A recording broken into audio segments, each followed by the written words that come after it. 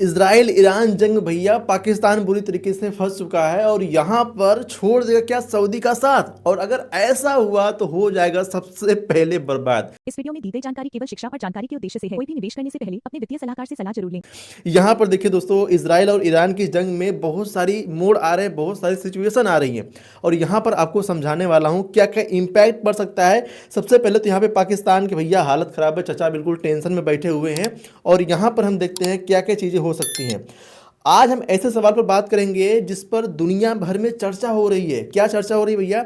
Iran और Israel के बीच में यहाँ पर तनाव बढ़ता चला जा रहा है। अमेरिका खुलकर इजराइल का साथ दे रहा है, लेकिन इस पूरे खेल में एक ऐसा देश है जो कि भैया ज़्यादा असहज स्थिति में फंस चुका है। बिल्कुल उसको समझ में नहीं आ रहा कि आखिर वो करे तो करे क्या।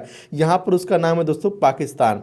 अब यहाँ पे पाकिस्तान की ऐसी हालात क्यों हुई, यहाँ पर हमें समझना बहुत ज़्यादा जरूरी है कि आखिर ये बीच में जो चचा हैं ये आखिर क्यों परेशान होने लगे हैं। पाकिस्तान सऊदी अरब के साथ एक डिफेंस फैक्ट साइन किया था, जो कि अभी आपको इसके बारे में समझाने वाला हूं। इस समझौते के अनुसार अगर सऊदी अरब पर हमला होता था तो पाकिस्तान उसे अपने ऊपर हमला मानकर इसे सऊदी की मदद करता। ठीक है, अब यहां पर हुआ क्या ये हमें समझना जरूरी है, क्योंकि चचा बड़ा परेशान हो गए हैं। क्योंकि इस समय ईरान लगातार सऊदी पर भैया अटैक कर रहा है, टारगेट कर रहा है और ड्रोन और मिसाइलों से लगातार हमले की खबर सामने आ रही है अगर रिपोर्ट्स की माने। तो सवाल ये उठ रहा है कि अगर सऊदी पर हमला हो रहा है तो क्या पाकिस्तान अपने वादे के मुताबिक उसको अपने ऊपर हमला मानेगा और उसको रिटिलिएट करेगा? अगर ये युद्ध में कूदा भैया तो, लेकिन पाकिस्तान की हालत ऐसी है नहीं वो एक और मोर्चा खोल सके अगर युद्ध में कूदेंगे भैया तो।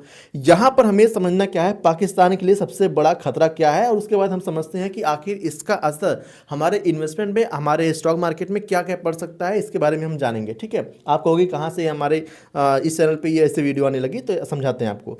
देखिए, पाकिस्तान की लगभग 900 किलोमीटर लंबी सीमा ईरान से लगती है और इसका इलाका बलूचिस्तान है। ठीक है, आप सभी को अगर पता हो, बलूचिस्तान वैसे ही पाकिस्तान के लिए सिरदर्द बना हुआ है। ठीक है, अब यहाँ पर बलूच लिबरेशन आर्मी पहले से ही यहाँ पे पाकिस्तान की सेना खिलाफ सक्रिय है, उन पे गोले बारूद दाग रही है, उनसे युद्ध कर रही हैं। अगर इस स्थिति में पाकिस्तान ईरान के खिलाफ खुलकर खड़ा हो जाता है तो ईरान उस इलाके को और भी अस्थिर कर सकता है, मतलब उसको और डिस्टर्ब कर देगा। मतलब पाकिस्तान को एक और मोर्चे पर खतरा हो सकता है। ठीक है, अच्छा यहाँ पर एक और चीज़ हम देखते हैं। अगर पाकिस्तान में अफगानिस्तान, दक्षिण में बलोच विद्रोह और अब ईरान, ये तीनों तरफ से पाकिस्तान बिल्कुल बौखलाया हुआ है, उसको समझ में नहीं आ रहा कि निर्णय क्या लेना चाहिए। ऐसी स्थिति में पाकिस्तान के लिए युद्ध में उतरना बहुत ही भारी पड़ सकता है। इसीलिए चचा बिल्कुल टेंशन में बैठे हुए हैं कि आखिर अब करें क्या। अब आपके लिए क्या चीज़ें यहाँ पे आप समझिए, पाकिस्तान को क्या क्या चीज़ें फेस करनी पड़ रही हैं। आर्थिक हालात भी कमज़ोर है पाकिस्तान के, हर जगह भैया कटोरा लेके पहुंच जाते हैं, तो यहाँ पर तो इनकी हालत ख़राब हो चुकी है। पाकिस्तान की अर्थव्यवस्था पहले ही कमज़ोर है और कई रिपोर्ट्स के अनुसार पाकिस्तान के पास सीमित तेल भंडार ही बचा हुआ है। आप समझो, पूरे देश की इकोनॉमिक टिकी होती है तेल पे। अब इंडिया जैसी बड़ी कंट्री को भी तेल का चिंता सता रहा है कि भाई अगर तेल नहीं आया तो कैसे चीज़ें होंगी, सारी चीज़ें महंगी हो जाएंगी। हालांकि जो भारत है ये एक देश पर डिपेंड नहीं है, लेकिन पाकिस्तान ऐसा नहीं है। पाकिस्तान भैया किसी एक दोस्त पर डिपेंड है। अगर मिडिल ईस्ट में युद्ध को बढ़ावा मिलता है तो तेल की सप्लाई प्रभावित होगी, तो इसका सबसे बड़ा असर पाकिस्तान जैसे देशों पर भी देखने को पड़ सकता है भैया। अब यहाँ पर क्योंकि पाकिस्तान अपनी ज़रूरत का तेल बाहर से मंगाता है, इसका उल्ट भारत में कई देशों के साथ तेल खरीदने का विकल्प बने हुए हैं, इसलिए भारत के पास विकल्प ज़्यादा है। परेशानी देखो हर जगह होगी, चाहे युद्ध अगर कहीं भी होगा तो परेशानी होगी, क्योंकि सारी इकोनॉमिक टिकी होती हैं तेल पे और गैस वगैरह से, बहुत सारी चीज़ें पे, तो यहाँ पे परेशानी होगी भाई, हर देश के लिए परेशानी होगी। और यहाँ पर पाकिस्तान की कूटनीतिक भी दुविधा में है। पाकिस्तान एक और मुश्किल फंसा हुआ है, वो ईरान को भी नाराज़ नहीं करना चाहता और सऊदी अरब को भी नहीं नाराज़ करना चाहता। मतलब दोनों के बीच में सामंजस्य बनाए रखना चाहता है कि भाई हमारा इनसे भी रिश्ता मजबूत रहे, इनसे भी मजबूत रहे। ठीक है, अब यहाँ पे इसी वजह से पाकिस्तान के नेता लगातार दोनों देशों से तनाव कम करने की अपील कर रहे हैं कि भैया आप लोग शांत हो जाइए, मत लड़िए। लेकिन यहाँ पर समझने वाली बात क्या है, दोनों देशों में से किसी ने भी पाकिस्तान को मध्यस्थ नहीं बनाया है। इन दोनों देश जो लड़ रहे हैं वो इन पाकिस्तान चाचा को बीच में कोई मध्यस्थता नहीं दी है, ये अपने अकेले कूद रहे हैं कि भैया शांत हो जाओ, शांत हो जाओ। यानी पाकिस्तान खुद बीच में कूद कर शांति की बात कर रहा है।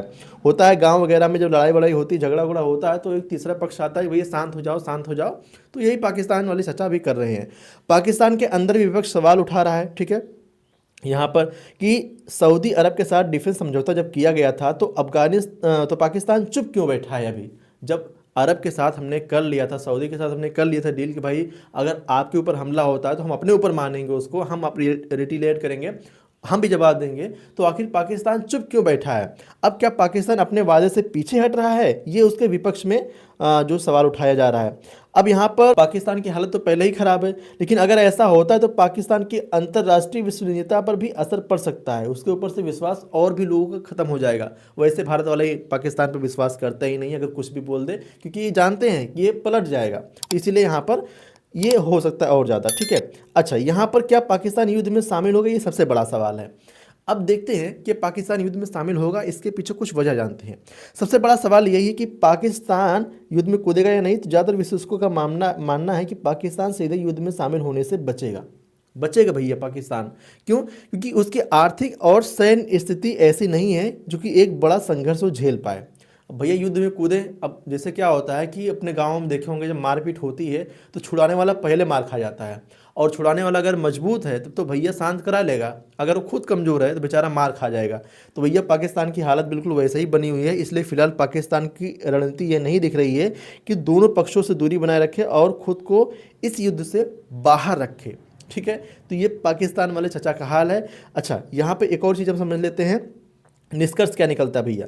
तो कुल मिलाकर स्थिति यही चल रही है कि इजराइल और ईरान के बीच जो चल रहा संघर्ष ये सिर्फ दो देशों तक सीमित नहीं है, इसका असर आपको हर जगह देखने को मिल जा रहा है। इसका पूरे मिडिल ईस्ट पर और एशिया की राजनीति पर असर पड़ रहा है भैया, ठीक है।